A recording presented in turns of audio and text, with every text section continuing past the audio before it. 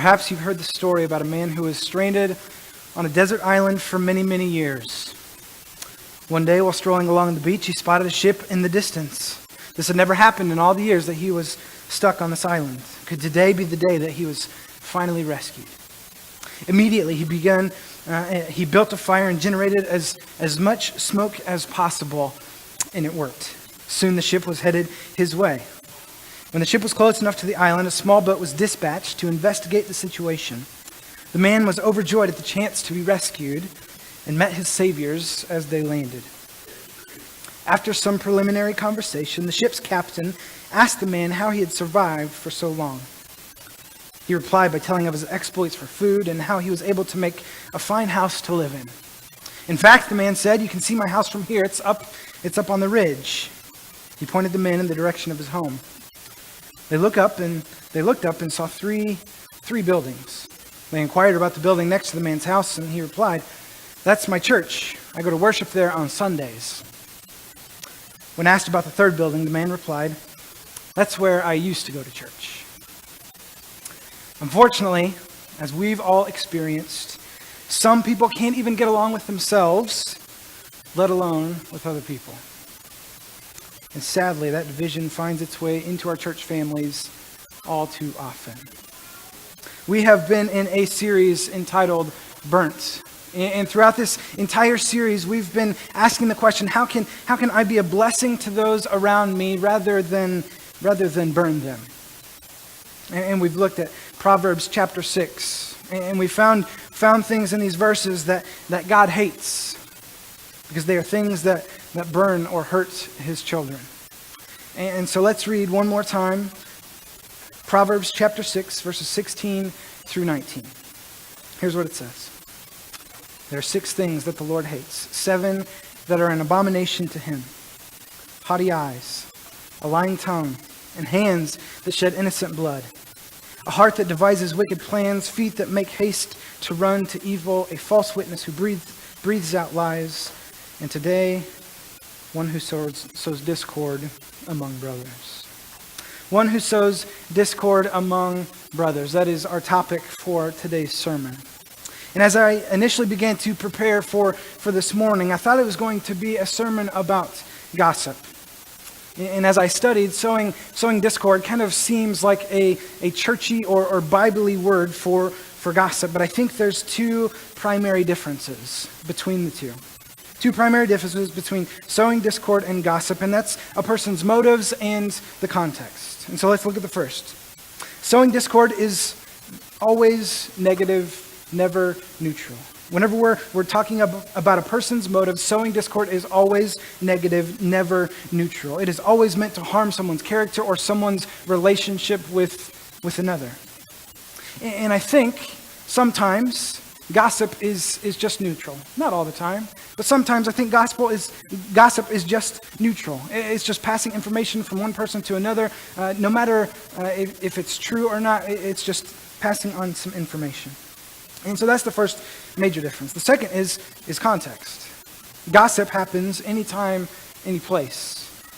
But I think the immediate context of our passage this morning, Proverbs chapter 6, verse 19, I think sowing discord is within God's family. I think sowing discord is happening amongst the brothers and sisters in Christ. Now, I don't think it would be too much of a stretch to say that God hates gossip the same way that he hates sowing discord. And I think maybe the things that we're talking about today in regards to sowing discord also ring true when it comes to gossip. But for our discussion today, we're going to be using the term sowing discord. God hates one who sows discord among the brothers. Now, if we back up just a few verses, Solomon, the writer of Proverbs, gives us our first initial insight into who a sower of discord is. Verse 12 says that he is a worthless and wicked man. Another translation calls him a troublemaker and a villain. And we see in verse 15 that disaster will come upon him suddenly and there will be no remedy. I think it's also worth noting what other translations use for verse 19. One who sows discord among brothers or in a family. One who stirs up conflict in a community. one who spreads strife or stirs up trouble. But you don't have to look very long, very hard at this passage to see and understand that a sower of discord is probably not a person that you want to spend too much time around. Now, discord is a word that we don't really use all that often. At its simplest definition, discord means a disagreement between people. But discord is also a musical term. You could say a statement like the song began in discord. I've led worship more than a few times where I have started a song by playing the wrong chord or started out in the wrong key. And whenever you do that, you notice that it happens immediately. Like if you're any kind of musically inclined, you hear it and it just makes you wince a little bit. Okay, the lack of harmony is hard to miss. And I think that holds true for a sower of discord. This troublemaker, this worthless man is pretty noticeable. Maybe even as I'm speaking, a family member who can't attend a family function without starting a huge argument, or a coworker who doesn't get along with anybody else in the office. Maybe they're coming to your mind and you think, well, man, they could really use to hear a sermon like this morning. And while that may be the case, I want to set forth a challenge for us. It's very easy to sit and listen and point the mental finger at someone else. I even found myself doing that this week as I was preparing for this sermon. Like, I hope they are here to hear what I have to say. It's pretty arrogant, right? But the more I studied, the more I felt convicted of being the sower of discord. I'm as guilty as anyone of speaking ill of others, sowing discord and fighting unity. I've shared details that I didn't need to share. I've discussed failings of those around me. I've asked for the lowdown on specific people. I've entertained conversations that went in the wrong direction. And you know what? I could probably justify those things. As a youth minister, I could say something like, in order for me to really help you, I need to know all the details. And sometimes that might be the case. But most of the time, I just wonder if it's just my self-importance rearing its ugly head. And so this morning, while the list of people we may think need to hear this word this morning, and it might be a long one, don't let your arrogance blind you. Let us lay aside our pride this morning and in humility ask God to expose areas of our hearts that are prone to stir up trouble. Because here's the important truth that we need to know this morning. Is that a sower of discord cannot reap harmony with God. A sower of discord cannot reap harmony with God. And so if we have those things in our hearts, then we need to try and get rid of them. And so this morning, as we seek to make this truth a reality in our lives, I think we need to observe a few things about being a sower of discord. And here's the first. A sower of discord sows from seeds planted in bitterness, jealousy, and pride. He sows from seeds planted in bitterness, jealousy, and pride. Sowing discord is really just an outward expression that is a result of an inward condition. A sower of discord has these seeds that have been planted in their lives. They are rooted deep in our hearts. And the first seed is a seed of bitterness. The seed of bitterness is ultimately hostility towards others, and it's usually born out of unforgiveness, out of an unwillingness to let go of something, to let go of a hurt, to move on. And bitterness is like a poison that slowly spreads throughout the body. It starts out small. An offense burrows its way into our hearts, and then we replay it over and over in our minds, creating deep ruts that are hard to escape. And the longer we hold on to the bitterness, the tighter the shackles become. Maybe this is the seed that is rooted in your heart this morning. Hebrews chapter 12 says this, "Look after each other so that none of you fails to receive the grace of God. Watch out that no poisonous root of bitterness grows up to trouble you, not just corrupting you, but corrupting many." James 1, "My dear brothers and sisters, take note of this. Everyone should be quick to listen, slow to speak, slow to become angry. Because human anger, bitterness, does not produce the righteousness that God desires." And so that's the first seed. seed of bitterness. The second one is a seed of jealousy. And this seed is born out of an ungrateful heart, never thankful for the things that you have, and that leads to discontent in your life, which in turn leads to begin the comparison game. Their relationship is healthier. She makes more money than I do. He got the promotion at work. They're on another vacation again. Their life is better than mine, at least according to Instagram. And rather than rejoicing with those who rejoice, our jealousy leads us to sow discord. Is that the seed that is planted inside you? James 3, for where jealousy and selfish ambition exist, there will be disorder and every vile practice. Proverbs 14, a peaceful heart leads to a healthy body, but jealousy is like cancer in the bones. The third seed this morning is the seed of pride. Pride is the first thing in our list of things that God hates in Proverbs chapter 6. God hates haughty eyes, too high a view of self-importance.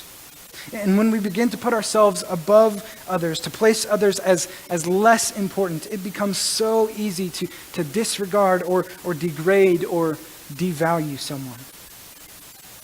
It becomes so easy to begin to think that not only is my way the right way, but your thoughts and ideas aren't even really worth considering. And if I'm honest, this is the seed that is rooted in my heart. I think for most of us guys, it probably is.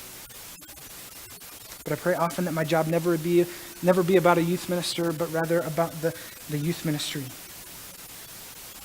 Romans chapter 12 tells us that, for by the grace given me, I say to every one of you, do not think of yourself more highly than you ought, but rather think of yourself with sober judgment in accordance with the faith God has distributed to each of you. Whenever we sow discord, it's really just an outward expression of something that's already going on inside of our hearts. And so we have to ask the question, how can we uproot these seeds? How can we pull these weeds that have grown in our hearts? Because here's the thing. A sower of discord cannot reap harmony with God. Here's the next thing that we need to look at this morning about a sower of discord, and that's the 4 reasons why God hates a sower of discord. 4 reasons why God hates this person. First is this. He hates a sower of discord because it destroys church unity. That seems pretty self-explanatory, right? A sower of discord causing trouble, stirring up strife, it's going to break away the unity of the church. And you don't have to look very long or very hard to find numerous examples of how sowing discord in the church has led to church division. And unfortunately, that's still something that happens today, all across the country. But church history is full of stories of families and congregations, even towns and denominations that are torn apart by differences that led to sowing discord that ultimately destroyed unity. One of the earliest examples of this is in the Old Testament, Numbers chapter 16. And believe it or not, it is a dispute over a style of worship. A guy named Korah didn't like the way Moses and Aaron were leading worship, and so he, along with a few of his buddies, began to cause some trouble. They began to sow discord, began to question Moses' leadership, forcing people to pick sides. And so here's what it says in Numbers chapter 16. And I love how the Message starts off this chapter. It's a great description of someone who is about to sow discord. Getting on his high horse, Korah, a Levite, along with a few Reubenites, Dathan and Abiram, rebelled against Moses. He had with him 250 leaders of the congregation of Israel, prominent men with positions in the council. They came as a group and confronted Moses and Aaron, and they said, "You've overstepped yourself. This entire community is holy, and God is in their midst. So why do you act like you're running the whole show?" And so here's what Korah is essentially saying. Moses, we are tired of the way that you lead. We don't like your style, and we think that we can do it better. And so Moses obviously isn't too happy, but he says, okay, let's let God decide. And so the rest of the chapter leads up to God's decision. And here's what it says in verse 28. Moses continued to address the community, and as he's thinking about what to say, I can just imagine that he is trying to figure out something so good to say because he knows that God has his back. Here's what he says. This is how you'll know that it was God who sent me to do these things and that it wasn't anything I cooked up on my own. If these men died natural death like the rest of us, you'll know that it wasn't God who sent me. But if God does something unprecedented, let's say that if the ground opens up and swallows the lot of them and they are pitched into Sheol, then you'll know that these men have been insolent with God. And I love the next line. The words were hardly out of his mouth when the earth split open. Earth opened its mouth and in one gulp swallowed them down, the men and their families, all the human beings connected with Korah, along with everything that they owned. And that was the end of them, pitched alive into Sheol. The earth closed up over them, and that was the last the community heard of them. Talk about a church split, right? God hates a sower of discord because it destroys the church's unity. God hates a sower of discord because it hinders our purpose. It's always hard to pick a favorite movie whenever you're asked that question. But one that will always be in the discussion for me is the Lord of the Rings trilogy. In this movie, Frodo Baggins, a hobbit, is tasked with the burden of delivering the one ring of power to Mount Doom, the only place where it can be destroyed, and thus ending the reign of the Dark Lord Sauron. His journey is long and treacherous, but always at Frodo's side is his trusty companion, Samwise. Somewhere along the way in their journey, they find themselves lost, wandering around in circles whenever they stumble upon a creature named Smeagol. He knows the way that they should go, and he agrees to help them. But he has ulterior motives. He wants the ring for himself. And so he begins to sow discord. He begins to poison Frodo towards his companion, Sam. Eventually convincing Frodo that Sam is no longer trustworthy, Frodo abandons Sam, almost to the detriment of his mission. God has tasked us with a mission, and whenever we begin to sow discord amongst our brothers and sisters, it distracts us from what he wants to accomplish through us. It distracts us from what is most important.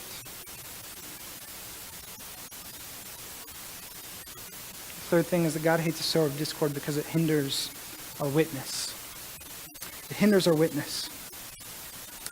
When Jesus prays for all the believers in his high priestly prayer in John chapter 17, he discusses the importance of unity in the church. Here's what he says.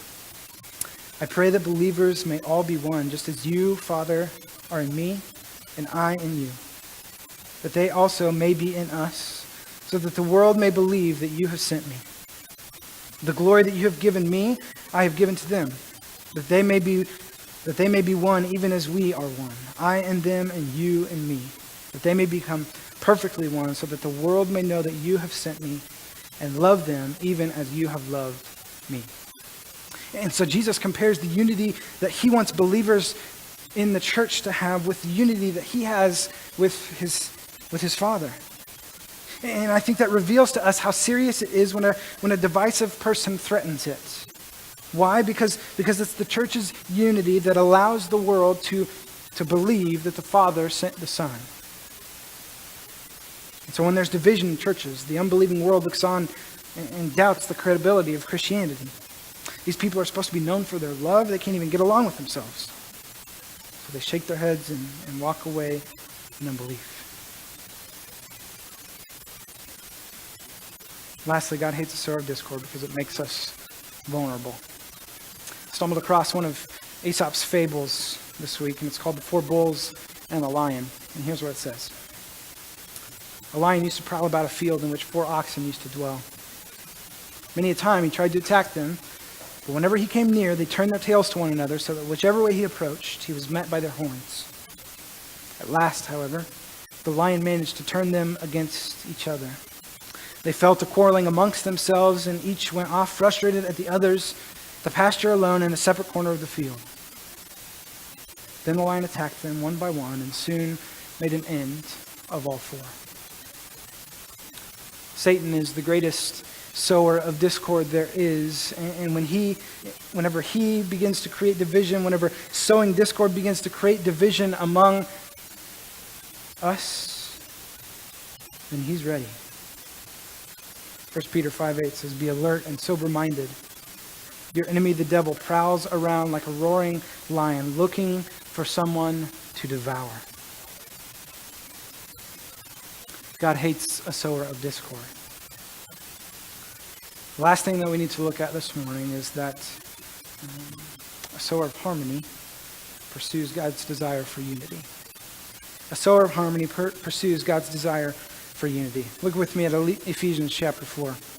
Here's what it says. "I therefore, a prisoner for the Lord, urge you to walk in a manner worthy of your calling to which you have been called, with all humility and gentleness, with patience, bearing with one another in love, eager to maintain the unity of the Spirit in the bond of peace.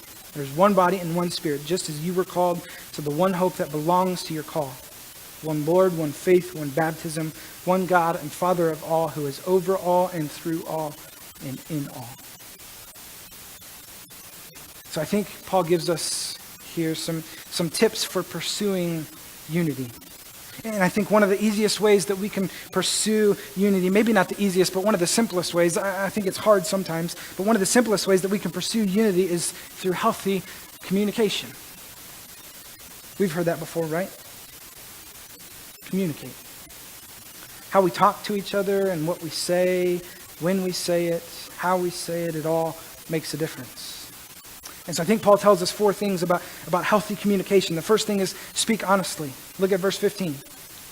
"Rather, speaking the truth in love, we are to grow up in every way into him who is the head, into Christ." In verse 25, "Therefore, having put away falsehood, let each one of you speak the truth with his neighbor, for we are members of one another." And a way that we can get rid of discord in our lives is to speak honestly. And people can't read our minds, and even if we think that we can, we're usually wrong. And so it's important that we speak the truth. And sometimes that's hard to do.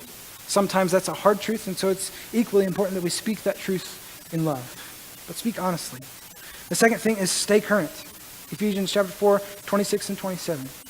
"Be angry and do not sin." That verse tells us that it's okay to be angry as long as it doesn't lead to sin. But so much of the time we allow it to cause us to sin. "Be angry and do not sin. Do not let the sun go down on your anger, and give no opportunity to the devil."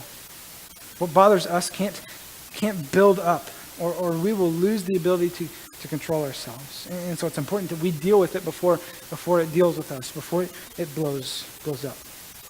The third thing is attack problems and not people. Verse 29, "Let no corrupting talk come out of your mouths, but only such as is good for building up, as fits the occasion, that it may give grace to those who hear." And I think as we think about this one, it's important to remember that keeping the volume of our voices low is important. And Proverbs tells us that.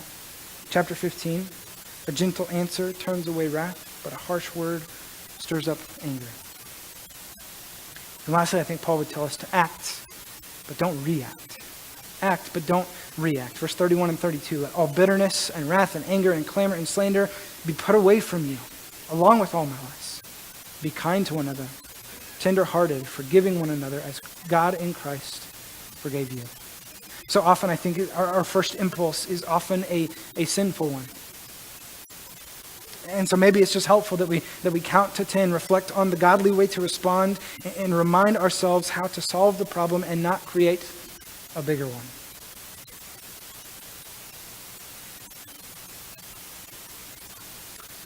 A sower of discord cannot reap harmony with God. So let me close with this thought. You reap what you sow. You reap what you sow. And so that begs the question, what is it that we are sowing? Is it discord or is it harmony?